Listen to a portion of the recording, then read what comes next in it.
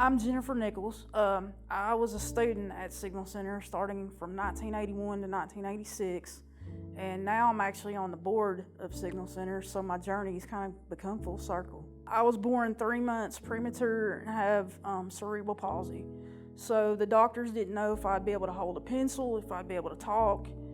At Signal Centers, I had physical therapy, speech therapy, occupational therapy. I got taught how to drive a power chair at 2 years old when everybody thought my teacher was crazy. Like, Jennifer's not gonna be able to drive a power chair at 2. You know, just learning that even though I had challenges, that I was a normal kid and they were gonna figure out ways to help me overcome those challenges, even at a young age, and get me ready for school when I started kindergarten at 6. When I was in 4th grade, I was completely mainstreamed in a regular class before they called it inclusion. And I never will forget, my 4th grade teacher was like, "I've never had a student with a disability before."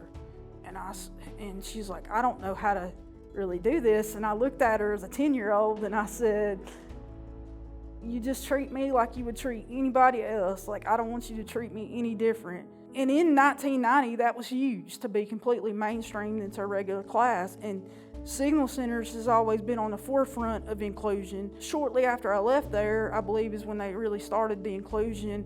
And I would go back, you know, in high school and stuff, and I would visit Signal Centers, and I would see, like, I'd go into the classrooms and volunteer and see how they would have kids without disabilities mixed in with kids with disabilities.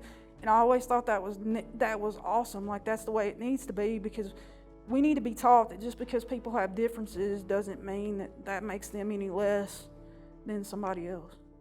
And I think Signal Centers is just so important to do that mission because they care.